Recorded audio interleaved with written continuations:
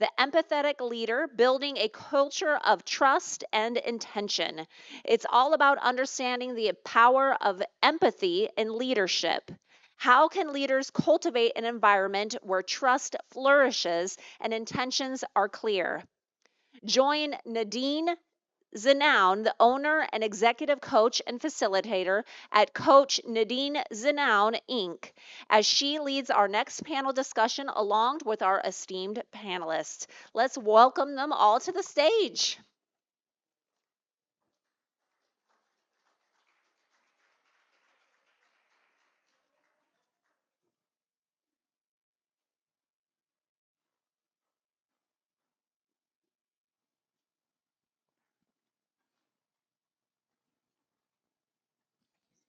Yeah, I'm gonna turn it around.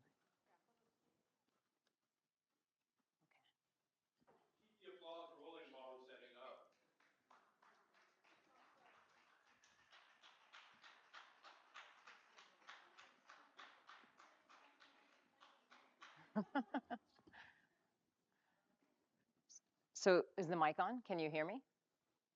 Yeah? Okay, great.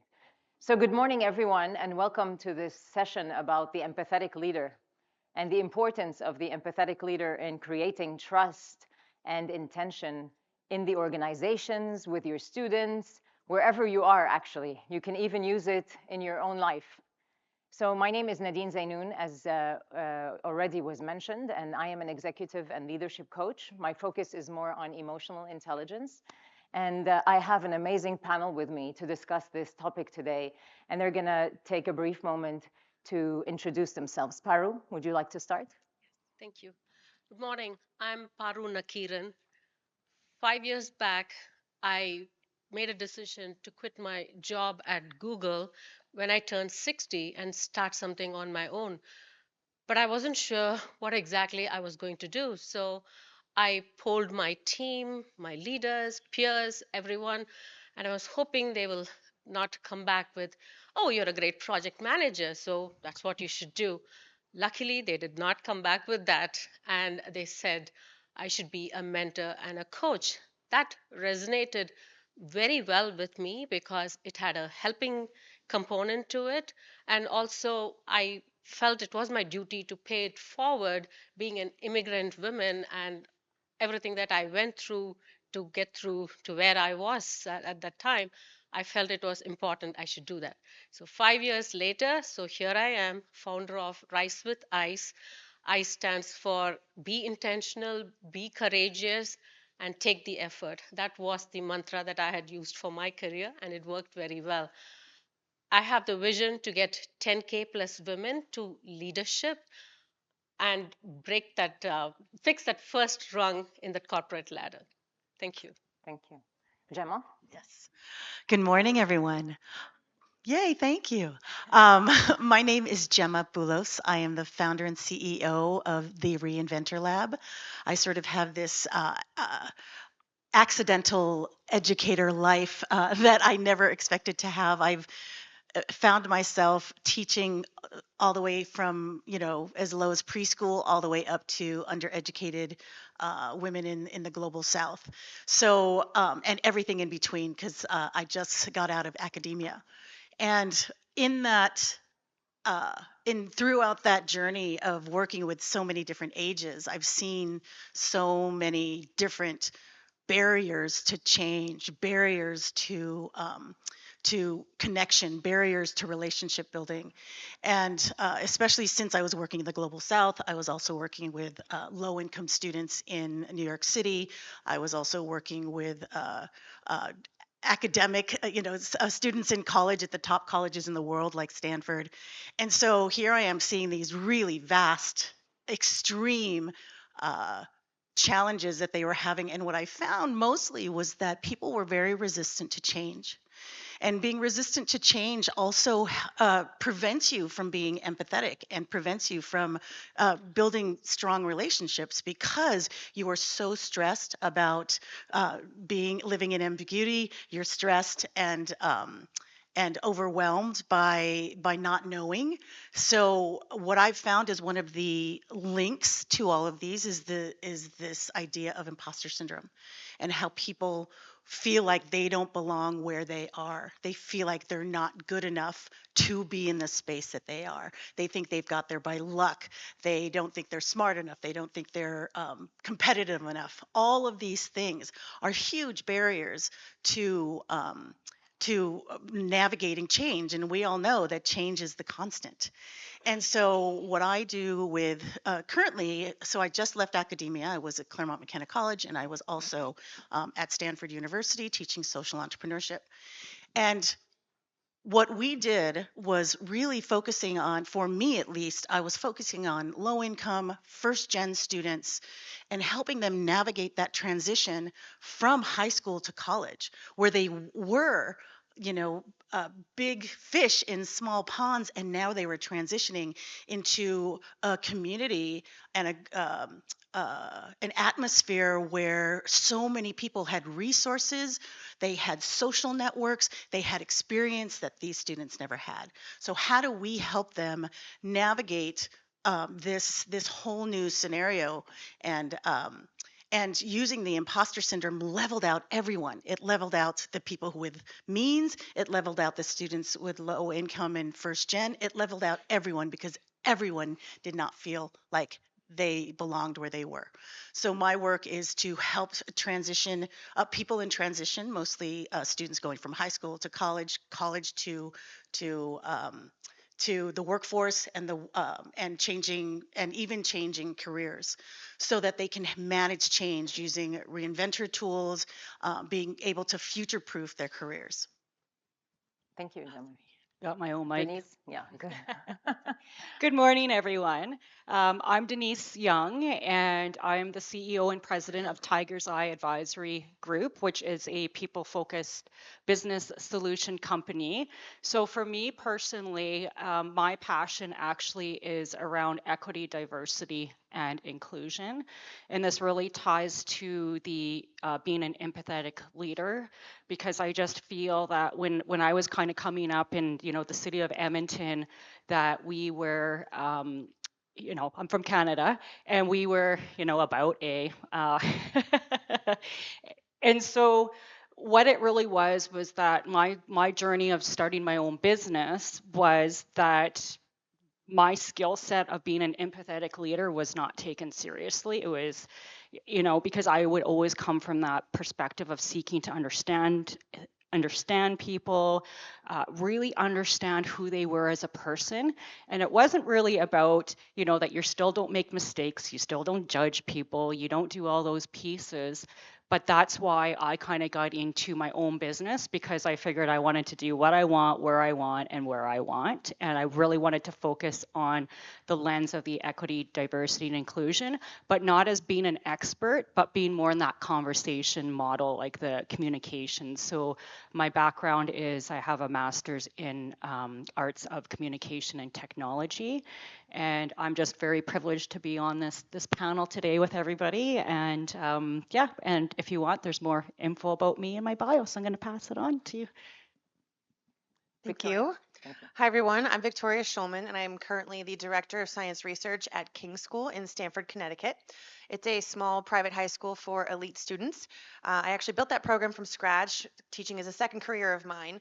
I was originally a researcher, a biomedical researcher at Yale. I have a PhD in biomedical sciences. But then well, I became one of those statistics. So when I had a baby, I was sort of pushed out of that field. But STEM was still a proud moment for me, and I wanted to pass that on to younger students. So my focus is to give students in high school the opportunities that I had in grad school, but give them to them earlier and champion them so that they can win accolades and set themselves apart when it comes to the college race process and trying to get into the college of their dreams, and really set them up for a bright future. So that's my main focus in the STEM field. Thank you. Thank you. Jeff. Hi, everyone. I'm Jeff Klubeck. I believe soft skills make strong leaders. Soft skills make strong teams. Soft skills make strong organizations. I'm fortunate to be teaching at my alma mater, San Diego State University. I teach organizational communication and public speaking. And for fun, I run this coaching, consulting, training business. And everything I do privately outside of the classroom falls under one of three buckets or into one of three buckets: engagement, motivation, or accountability. And I'm promoting the integrity game, which strives to make accountability non-threatening. And most people will, excuse me, consider accountability to be an attack when they're not ready to be 100% responsible for their own behavior. And so what if we can make accountability non-threatening? So that's what I'm taking on in my career. Thank you. Thank you, Jeff. Thank you. So we're going to kick off with our session. Now, I think from the title, you can see that there are two very important words there. It's the empathetic and the trust.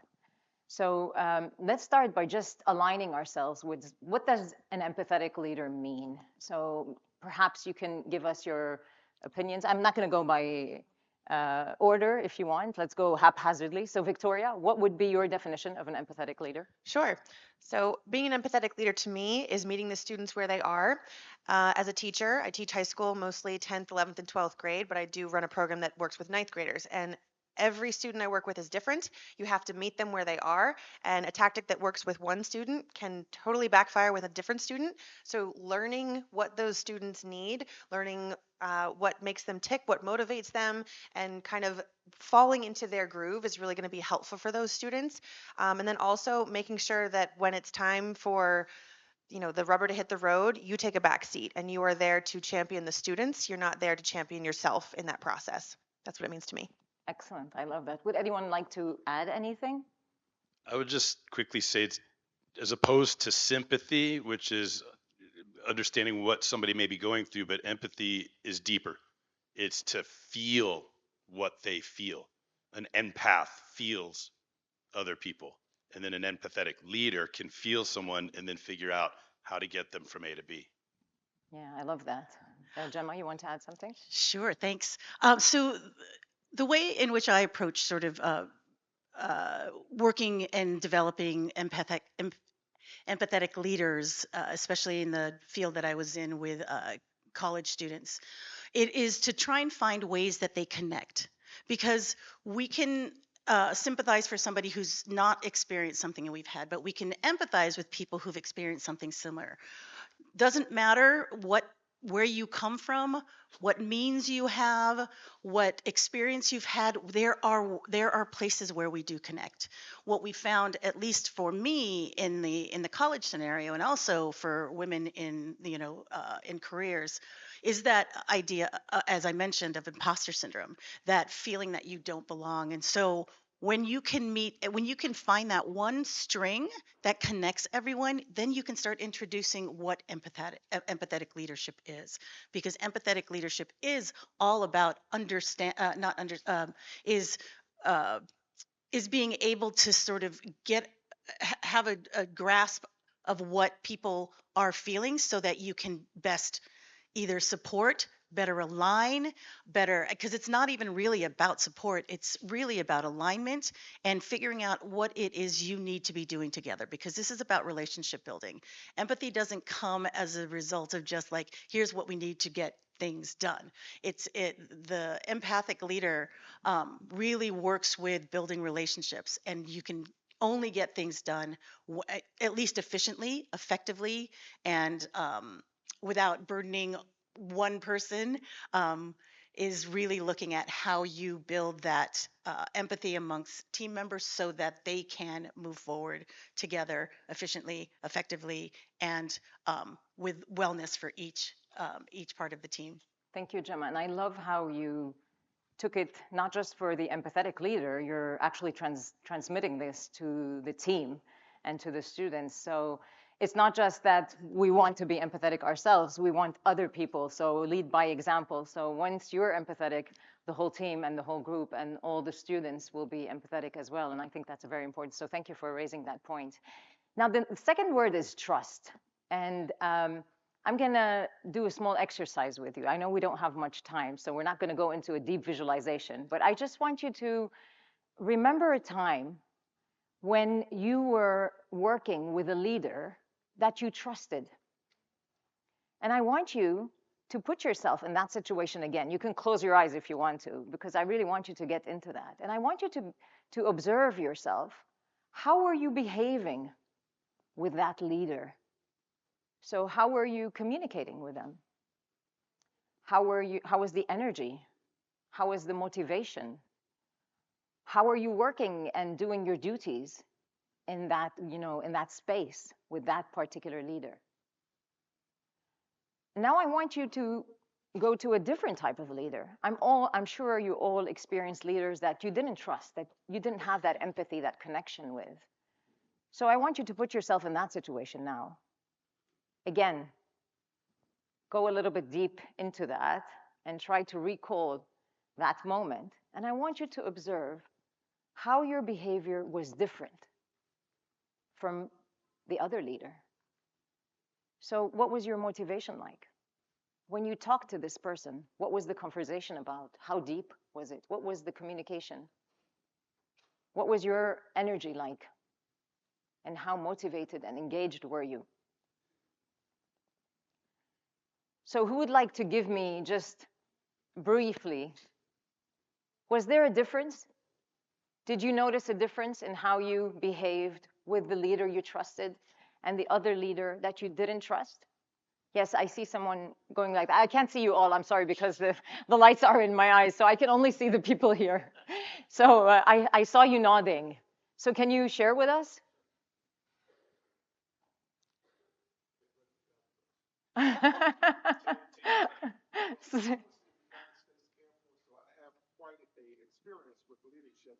Uh-huh. And with the leader that I trusted, it was all about organizational excellence, not only for me, but for the entire team. Okay. Now, for the leader that we didn't trust that leader because they would put us in a situation that could hamper the organization overall. And so the end result was the performance level wasn't as high for me nor the other people in the organization. Amazing. For the leader that we did, in fact, follow, we took it to the top as far as we could go, and we won some awards in addition to that. Amazing. Thank you so much for that. Yes, and that's it. So trust is not just about a feeling we want to, feel and enjoy. So it's not just an enjoyable feeling. It actually impacts everything we do. It impacts the way we are and how we behave and how we perform. And I love that example of how they, won awards with that trusted leader versus the performance was not so well with the other leader. And that's why it's so important to create that trust. And here I want to call on you, Peru, because I know you've worked with a lot of big companies, Apple, Cisco, and Google. The last one was Google. And Google really highlights psychological safety and trust. So could you share with us, how does an empathetic leader create that trust and that psychological safety with their team? Sure. It's a very important question and kind of ingrained in the culture of Google as well. Yet there are some engineering management leaders, and like Gemma mentioned, when push comes to shove, empathy goes out of the door. So I had the opportunity to coach some engineering leaders as well. Uh, and the three important things that I find is critical in order to have and foster a psychological safety environment is to be inclusive. So number one is all about hearing the diverse perspective, uh, with bring in authenticity and understanding, be very open to all the differences in the team, and you make them be seen, heard, and valued. And you can do this by active listening, bringing in your emotional intelligence, and you make them feel valued. So the second point is about making yourself vulnerable and at the same time being humble. Be open to admitting mistakes that you have made and embrace those mistakes as learning opportunities. And if you don't know something, say, I don't know. And that opens up the team. Like they can be now risk averse. They will be able to share better, speak up more, and share their ideas. And the third point is about um, the third point is about innovation. You can bring in innovation to the culture when you are non-judgmental. When ideas get thrown, you are not going to have a knee-jerk reaction. You listen to them completely.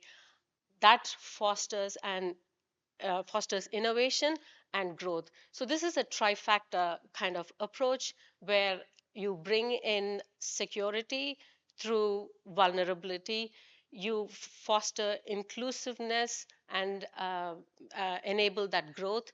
And the third one is about non-judgmental behavior, which will help with innovation and create a psychologically safe environment. Yeah, excellent. I love these three ideas. And I really like the third one, where the non-judgmental space that you can create as leaders and how it can bring out innovation. Because I see it with companies that they say, yeah, we tolerate mistakes. Yeah, of course, mistakes are really good. You know, they make us grow, and they have all these amazing, words that they say about mistakes. But then when you ask them, okay, how do you react when somebody makes a mistake? Oh my God, there's the shame, the blame that they throw us into, and we throw everything away. And about the inclusion, I know, Denise, you're very much into diversity, equity, and inclusion. So could you share with us like examples from your workshops that you give? I know that sometimes you present something and people don't want to hear. So how do you create that trust yourself as a leader? Good question. Still trying to figure it out. um, one example is just so clear in my mind. So I was actually training in northern Canada. I was about, I know in your miles here, but I think it was 500 miles from the north, no less than that, 400 miles from the North Pole. And I was working for a mining company. So they brought me in to teach their all employees from the front line to senior management. And it was around equity, diversity, and inclusion. And on top of it, it was mandatory.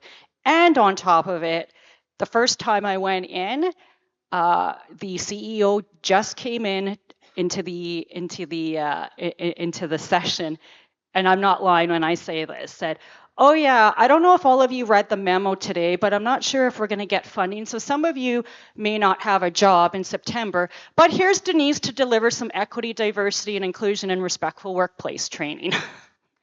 Wow. Anyway, so I was just like, okay, this is a good start. This is a good start. And these were 5-hour workshops I was doing, and it was really about cultivating that inclusion and the trust. So I spent a first hour on kind of doing this, and then I got into the content. And so as I was going through the content, I talked about some stuff around words that matter and things like that. And then all of a sudden, this person puts up their hand, and I could tell they were agitated, really agitated. And I'm not going to repeat exactly what this gentleman said, but pretty essentially is like, I don't understand why we're here, and I don't care about this stuff. And so in my head, I didn't use my inside voice, but what I did was I said, what do I teach? What do I believe in? I believe in seeking to understand, where's this person coming from? This is their world. And if he went through all the same experiences, and I was kind of going through this, but I was fighting and I was fighting. So then I flipped it on him and I just said, okay, why do you think this is okay? And I just kind of processed it, and I went along and I went along. And the funny thing is that at the end of it, he just finally said to me, he goes, Denise, help me understand how I am supposed to do any of this stuff. He goes, I grew up in a racist family. I'm from a small town. And he goes, look around this room. Do you see diversity in here? And I sat back and I looked at him and I said, wow, that actually makes sense. And he went like this because he probably thought, as the instructor, that I was going to be like, no, you're wrong. And so I guess the tips that really came out of this was really around how to build and how to actually really be that empathetic leader and create that culture of trust is, number one, seek to understand and care about that person, because I could see he was really, really trying. And so that's why I kept and I think the third one of the most important pieces is be able to hold tension, but hold space for that tension within you, but also hold that space for tension in others. So I know that all of you, probably many of you might be actual educators, teachers in here. So that would be my call to action, is that when, we're all going to get agitated, and sometimes you want to say, why are you even asking this question? But I think those are probably the tips that I have about really creating that inclusive space. That's amazing. Thank you so much, Denise. And talking about belonging, you work with students, and you mentioned you worked in many universities. So what do you do to create that sense of belonging with your students? I love that question. So, especially because it's students, I really, really love working with um, play-based tools. So there are a few things that we'll do. I think some of the really fun stuff that students it'll really sink in and be visceral. One of the tools is helping them have a different relationship to failure and build relationships because of that, because everyone has had some sort of failure. So we have them get post-it notes and they write down as many failures as they can, one on each post-it note, and they post it all around the room. And then we do a gallery walk, and those students walk around and they see that they relate to, oh, failed my girlfriend, or failed, Econ 100, and, having them laugh as they're going around, failed my family for not calling them that much, all of these things. And that was one way they connected. Um, and that helped build sort of this sense of we've all experienced this. Another fun way that we've done is there's a little conversation tool called Three Uncommon Commonalities. And the science has shown that uh, if you use this tool, they've actually tested it where they've had people who are going into negotiations. So one group, they actually had them do this exercise, and one group they did not. And so what they found was people were significantly more uh, they were more likely to negotiate when they've done this connection exercise before. And that three uncommon commonalities, it's not like, oh, we both live in Los Angeles, or it's finding really unusual things like we were both in Kenya together, and and we didn't even know it, right? Those kinds of really wild things. We had a student who was I had them do this exercise at an alumni event, and they're so nervous about talking to alum because they don't want to sound like they're trying to get a job, or they're trying to be really intrusive. And so they did this exercise, and one of the students found that he and one of the alum, their mother's middle name were the same. Now, you have to imagine what kind of conversation you're having with someone to find these crazy connections. He got an internship from them. So, what does that look like when you start using tools that are not just these sort of typical things, finding ways that we connect? Because that to me is the core of empathy. It's how do we connect through either our shared experiences or our shared connections. So to me, those are the kinds of things that, we have a ton of other tools. Some of the tools that we've been able to do, we've seen significant, like we had external evaluators test this, where we check the students' anxiety and depression level before going, and this was with first years as they transitioned and from high school into college, and their depression and anxiety levels were clinically concerning. That was the term. It was clinically concerning. After this 8-week program, finding connection, creating support groups, understanding how to build their resilience, understanding how to focus on purpose, time management, all of the things that are necessary for them to transition well, it leveled off. And so it was really astounding. And this was an external evaluator. This wasn't us evaluating our own things. And this researcher was a resilience researcher.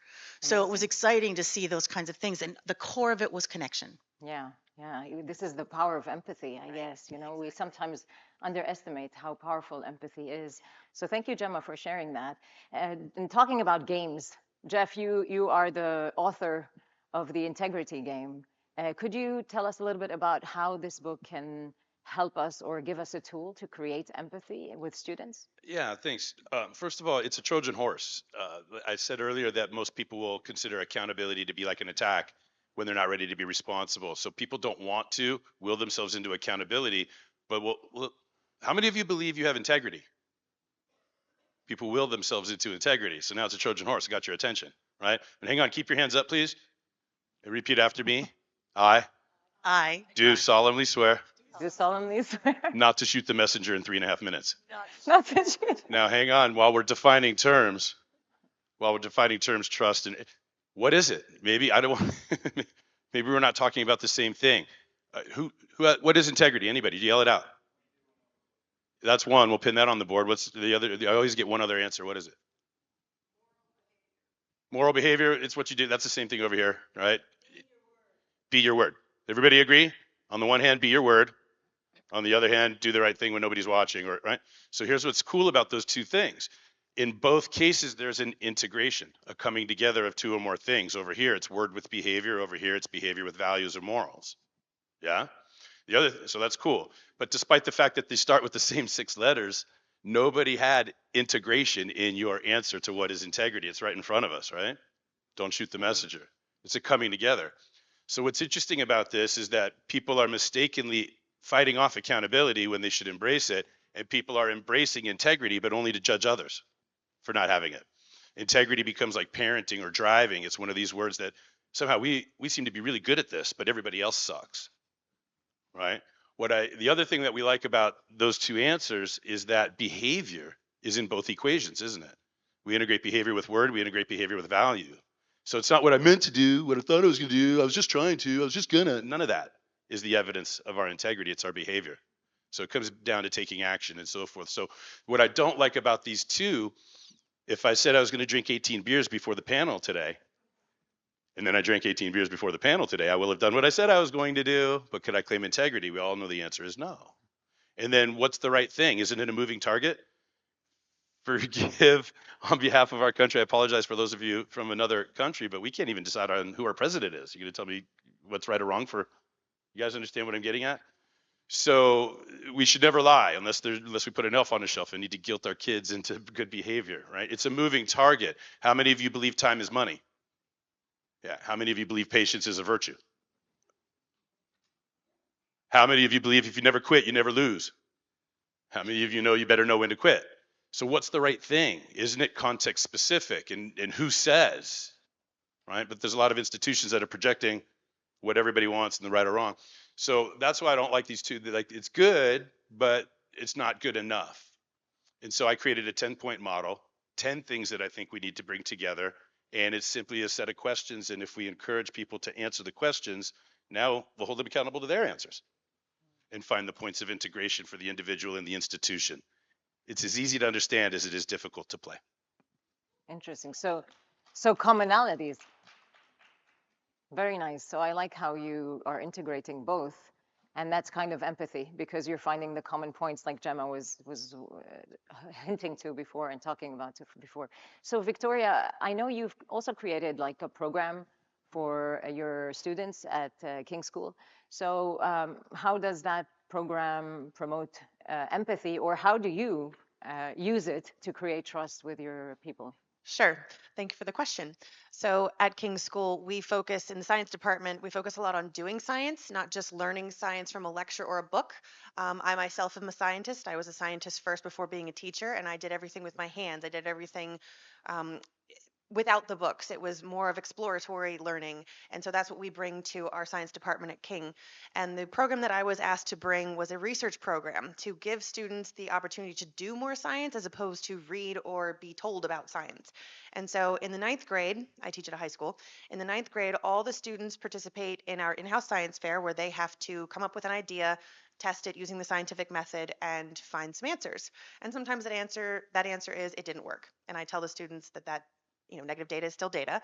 And that's a required course. Beyond 9th grade, they have the option to pursue more science if they want to. There's an elective course that I teach that they can do on campus with me as their mentor. And then if they want to do science at a higher level, they come to me and they join my elite program where I send the students off campus into Yale, New York City, any of those types of highly prestigious lab institutions where they do their real research on real world problems, and then they come back, and the course that I teach teach those students as to how to present their information so that they can send their message of new information, new data out to the world. And so I think the reason why my program has been so successful is because as the director of science research, all of those students with all of those projects come to me. I may not be the ninth grade biology teacher or the ninth grade science teacher, but those students bring their challenges to me and I help them solve those problems. And oftentimes, solving the problem is not as easy as one might think. And I think it was Paru who was saying it's okay to say, I don't know. I earn the students' trust very quickly when I claim that I don't know something and that, hey, let's solve it together, let's figure it out together. I think students believe that the teachers know everything, as you were mentioning, and they are humbled and excited to realize that someone with a very high level of education doesn't know the answer to their question. And I really like that we figure it out together, and we will fail countless times in trying to figure out that problem. And so that builds more of a camaraderie. And I've often been, I don't know that getting in trouble is the right word, but I've been brought into the administration's room numerous times for crossing or blurring that line between friend and teacher. But I truly think it's important to be on the same level with the students to earn that trust. And if I work with them in ninth grade and they realize that I'm not some know-it-all who's going to just tell them how to do their project, if that's what they're working on, and then they want to come back for more, and then they come back at the next level, they go a little deeper, they have a better project, and that's when they're able to start going on the science fair circuit, the state level, the local level, sometimes the regional level, and if they're really lucky, the national and international level competitions and earn accolades for what they're doing. And that just continues, and then they want to join my elite program. And once they join the elite program, I've been working with these students for now 3 years, and the trust there is so ingrained, and they know that I'm with them. I'm a teammate. It's not an adversarial relationship at all. And once you are working in the real world, one of the problems that I think we have with education today is that everybody's a winner. Everyone gets a participation trophy. And there are some students who come through my classroom who cannot handle criticism, even if it's just, hey, could you write your name a little neater? And so when they get to my elite level, because I've had 2 to 3 years to build that trust, to build that more friendship than a teacher role, um, I'm able to give them the harsh criticisms that they need in order to reach the next level. So I will say to a student, this paper that you just turned in is terrible. We need to fix 900 things on this thing before you submit it to this publication company to publish your paper. We need to change all these things before you go out and present to the world, because otherwise they're going to give you the harsh criticism when it counts, when the scores are going to matter, and when you're hoping to win and you're not going to win. So better to hear it from me than someone else. But I've had students come to me and say, oh, I can take your tough love, but if any of the other teachers in this school say that to me, I'm going to call my mommy and daddy and we're going to have a talk with the admins of the school. So building that trust from ninth grade when the project really is, and there's always some student who wants to grow a plant in the closet and wants to grow a plant outside and see which one grows better. Spoiler alert, it's the one outside with the sun. Um, so, but earning that trust with them on a simple project and building it over years allows them to trust me when I need to tell them that this is terrible. And I always also tell my students, if I'm not giving you feedback, it's because I don't see potential. So if I am giving, and I never don't give them feedback. So if I am giving you feedback, it's because I see potential and I want to see you reach that potential. It's not because I'm trying to be mean. It's because I actually care deeply about you and I want to see you succeed. And in fact, one of my greatest success stories, just a couple days ago, I was chaperoning some students to the state level science and engineering fair, and one of my students who I've now been working with for 4 years earned one of the 7 seats to advance to the International Science and Engineering Fair. And I ran up to her and gave her the biggest hug. And in our employee handbook, it says, do not hug students, do not engage in any sort of relationship with students. And to that, I just say, if you have the relationship that I've built and really prioritized in my career, that hug does not mean anything inappropriate. It is just she calls me her science mom. And so it's just a very proud mom being very proud of her student who I've watched grow from a tiny little, I have an idea, to here's the idea. And now she's got a patent for her invention. She's won numerous awards and she's now being offered bids of 7 figures to buy her invention. And that to me would not have been possible if I didn't meet her where she was, learned what makes her tick, solve the problems that neither one of us knew how to solve together. And that's really what I think makes my program so successful. Excellent. Thank you for asking. I love that. Thank you. And I really love, if I may highlight, there are 2 things that really stood out for me is first your genuine care for your students. So I guess that's also part of being empathetic and creating the trust, is that genuine, really authentic care that you are showing. And we could see it in your body language and in everything that you were saying.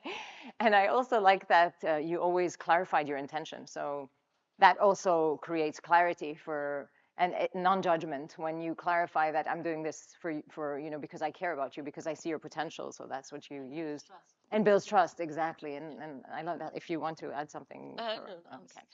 So there's something, Paru, actually, since you're holding the microphone. So there's something that I always get from leaders when we're talking about empathy is, but isn't that like too emotional? And won't that, allow us to forget about the business and the results that we want to achieve? So my question is, how could you balance that empathy with assertiveness and firmness? This is a very difficult question, but still, empathy is not always driven by emotion. You have to do what is right, as Jeff and others pointed here. So it is important to hear the perspectives of the concerns that are being raised, but from an organization perspective, you have to ultimately do what is right for the organization.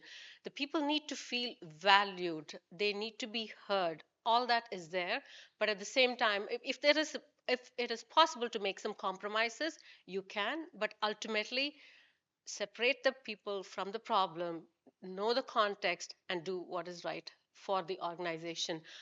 If there's time, I can add an example. Yes, please. I was chief of staff for a research group within Google, and there was a and I was new. Everyone else had been there for several more years than me, and they were all ingrained in a particular culture. And from an outsider perspective, nothing was getting done, and I could see also the disconnect and why it was not working very well. So I proposed to my VP on how the org can be structured to be more efficient and align with our org goals and get things done. He was not aligned with me because he was afraid what it would do to his leadership team, who had reported to him for a very long time. He was afraid he would lose them. So I had to put on this empathetic leadership hat, and I had to walk him through how we could do this effectively in a way that promotes that gets what we want. He agreed with me on everything, but he was afraid to make that decision.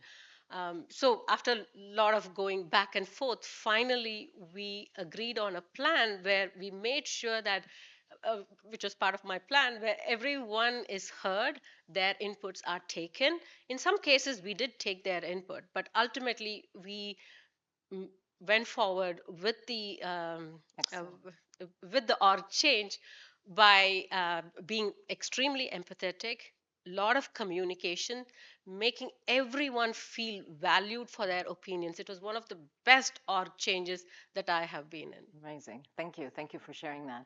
So I think we have like 10 more minutes, and maybe we can go into like some practical examples. Jeff, you were mentioning. First of all, I'm not so sure that we have 10 minutes. Yeah, I'm an astute observer of my surroundings and nonverbal communication. 12:20. We started at 10:25, didn't we? I do have one thing to ask the crowd to finish this sentence for me. If you are not growing, you are Not.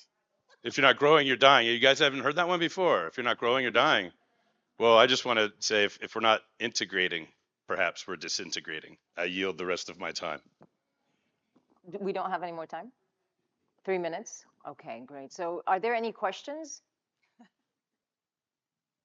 Denise, you can handle the questions since you. Maybe one piece of advice from all of us. So any questions? Yes.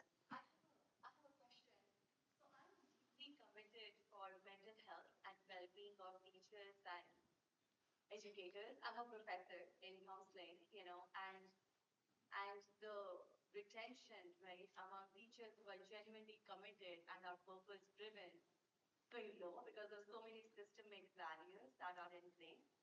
And I feel like, to create a culture of care for others, it is so important to also create a culture of care for self and generally honor, right, our own personal well-being and mental health. So how to be able to support teachers and educators' mental health and well-being in K through 12 and higher education settings. Denise, would you like to take that? Let me think. Yeah, I know. I guess in terms of that, I guess what you're asking, I just want to make sure that I'm hearing it right, is you're saying how do you actually balance? It's almost like how do you balance your well-being with kind of your, I guess the operational, if you want to call it, side. Is that kind of what you're referring to?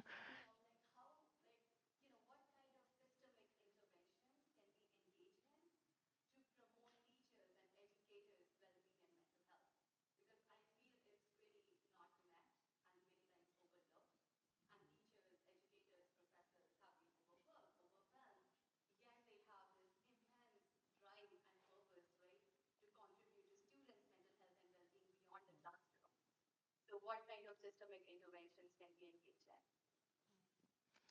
Yeah, this might take a little bit longer, but I think I guess that the first step would be really is to understand.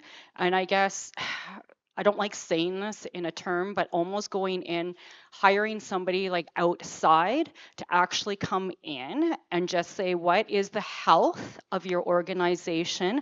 What is needed? And kind of go through that piece, because it's really hard, I think, to give advice without really understanding like your makeup of your whole organization. But we were just talking, I know we're out of time here, right? So why don't we kind of talk, at lunch over this? Okay, thank you. So thank you very much, everyone. Thank you, panel, for your amazing contribution. And thank you for listening, for your attention. And we hope that we were able to add value to you today. Thank you so much.